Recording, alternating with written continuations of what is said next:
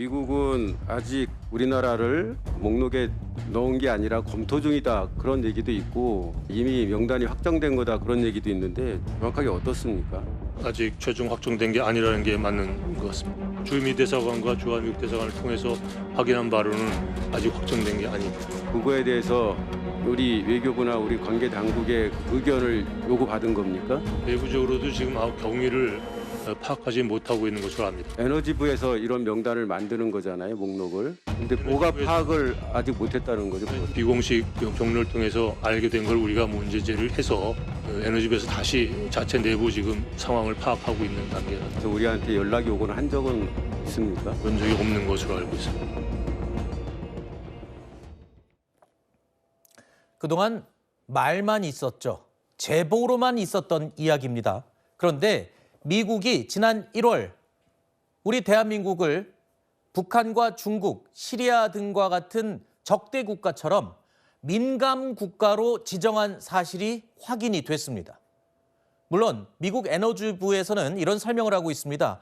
민감 국가 목록 가운데 가장 낮은 단계인 기타 지정 국가에 대한민국을 포함시킨 것이다 라고 해명을 하고는 있습니다만 어쨌든 미국과 우리나라 사이에 원자력 기술 또는 AI, 인공지능 등 첨단 기술 협력을 하는 데 있어서 제한이 될 수도 있는 건 분명한 상황입니다.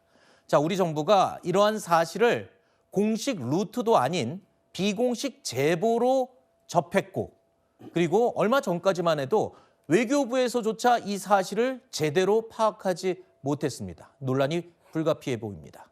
자, 그런데 여기에 한술 더 떠 그렇다면 미국에 나가 있는 한국 대사관은 도대체 뭘 하고 있었느냐 이런 지적까지 나오고 있습니다. 당연한 지적일 수 있을 것 같습니다. 질문 드리겠습니다. 자, 외교부에서 모르고 있었던 것도 논란이 될 만한 부분인데 우리나라에서 거의 가장 많은 인원이 파견돼 있을 주미 한국 대사관은 도대체 뭘 하고 있었던 걸까요? 그 비난을 벗어나기는 힘들 것 같아요. 네. 왜냐하면 이게 지금 1월이면은 한 2개월, 3개월 전에 지정이 됐다는 것이고 바이든 정부 시절에 지정이 됐다는 거 아니겠습니까? 그러니까 그동안 바이든 정부하고는 굉장히 긴밀하게 협상을 잘 해왔던 관계를 가지고 왔던 외교부 특히 주미 대사에서는 대사관에서 도대체 뭘 했냐 이 비난을 벗어나기 힘든데 다만 우리가 좀 내용을 뜯어볼 것이 있는 게 아까 이제 민간국가 지정에서도 가장 낮은 기타 지정 국가라고 되어 있잖아요. 그 안에 목록을 보시면은 뭐 이란이랍니다. 죄송합니다. 인도도 있고 이스라엘도 있고 대만도 있는데 여러분들 잘 아시지만 미국과 이스라엘의 관계는 어마어마하게 굉장히 가깝잖아요. 네. 그래서 저것만 보고 지금 우리가 잘못됐느냐 이거에 대해서는 좀 더 지켜봐야 될 것 같고 그다음에 비공식 제보로 이것을 알게 돼서 그것도 일을 안 한 거 아니냐라고 말씀을 하시는데 사실 공식적으로 알게 되는 게 더 문제죠. 왜냐하면 공식적으로 알게 되면 다 끝난 거잖아요. 네. 비공식적으로 알게 됐다는 건 그만큼 내부적으로는 소통을 하고 있었다. 따라서 누군가한테 제보를 받았다는 거는 제가 봤을 때는 그래도 좀 일을 하려고 노력하는 부분 같은데 잠시만요. 네. 근데 이건 지금 이미 2달 전에 지정이 됐다는 거 아닙니까? 지정하기 전에 지정 움직임이 있으니 어떤 조치를 취할 수 있도록 우리가 텀을 가진 게 아니라 지난 1월에 지정이 됐는데 지정 이후에도 지정됐는지도 모르고 지난 시간이 2달이 넘는다는 겁니다. 그래서 조태열 지금 그 외교부 장관이 이 부분에 있어서는 뭐 아직은 아닌 것 같다 뭐 이렇게 대답을 하지 않았습니까? 지금 상황에서는 일단 외교부의 수장이 한 얘기를 믿어줘야 되지 않을까. 조금 더 지켜보면 다른 얘기가 나올 수 있다고 저는 보고 있습니다. 네. 저는 이거 굉장히 큰 문제라고 봅니다. 지난 1월 달에 미국 측이 우리나라를 민감 국가로 지정을 이미 했어요. 그런데도 불구하고 까맣게 모르고 있다가 이제서 민주당에서 이런 일이 있는 거 아니냐라고 문제 제기를 하니까 이제부터 알아보겠다라고 얘기합니다. 그러면 지난 1월 달에 미국이 지정했다는 뜻은 그 앞에 수개월, 최소한 이게 한두 개월 전에 만들어졌겠습니까? 수개월 동안 미국에서 이런 움직임이 있었다라는 것인데 이런 움직임을 동향을 전혀 파악하지 못한 주미 한국 대사관은 뭐 하고 있는 존재입니까? 그리고 이 한미 동맹이 그 어느 때보다 최상의 관계를 유지하고 있었다고 자화자찬했던 게 윤석열 정부 아닙니까? 그런데 윤석열 정부가 이런 부분들에 대해서 까맣게 모르고 있었다? 그럼 누가 이걸 알아야 되는 겁니까? 이걸 일반 국민들이 먼저 제보를 받고 알아서 정부에 물어보니까 정부가 이제부터 확인해 보겠습니다. 이렇게 얘기하는 것이 이게 얼마나 무능한 정부인가라는 부분을 지적하지 않을 수 없다 이렇게 말씀드립니다. 네. 자, 상황이 이렇게 되니까 가장 궁금한 게 있습니다. 바로 미국이 그렇다면 왜 우리 한국을 이런 민감 국가로 중국, 북한, 시리아와 같은 적대 국가와 마찬가지로 민감한 정보를 주고받는데 통제나 감독을 해야 될 국가로 지정을 했느냐라는 겁니다. 일각에서는 여러 가지 지금 원인들이 언급이 되고 있습니다. 근데 시기적으로 볼 때 지난 1월에 우리를 지정을 했다.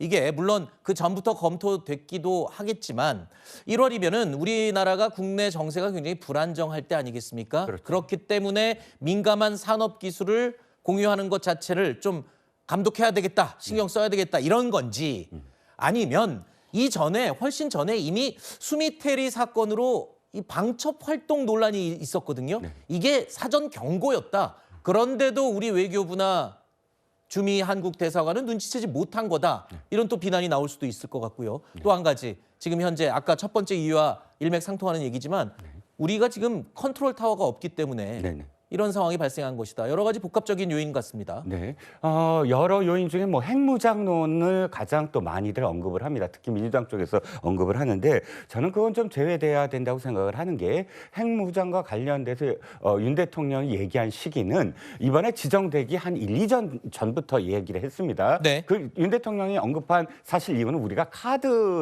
카드로 이용하기 위해서였고 충분히 그 카드가 먹혀 들어갔던 게 바이든 정부가 윤 대통령의 핵무장론에 대한 언급에 대응해서 사실상 역대 어떠한 미국의 대통령이 약속하지 못한 부분, 그러니까 한국 정부의 대통령에게 핵 사용과 관련돼서 미리 통보를 하고 그것을 공유하겠다라는 그런 원칙을 세우게 된 계기가 됐거든요. 네. 두 번째는 미국 내에서도 이미 2024년 6월달, 2021년 10월달부터 지금 국방차관 후보로 지금 지명이 된 에브리치 콜비를 포함해서 수많은 정치인들이 그 이전과 다르게 한국과 일본이 핵과 관련돼서 개발한다고 해서 동아시아 안보가 파탄나는 건 아니다. 네. 미국의 국방 예산은 한계가 있기 때문에 한일 간의 어떤 그런 그 유연성을 지금 그러니까 미국 정부가 보장해야 된다라는 이야기를 미국 조야에서 이미 하고 있기 때문에 핵무장론보다는 제가 볼 땐 수미테리 사건이 좀 더 저는 더 봐요. 왜냐하면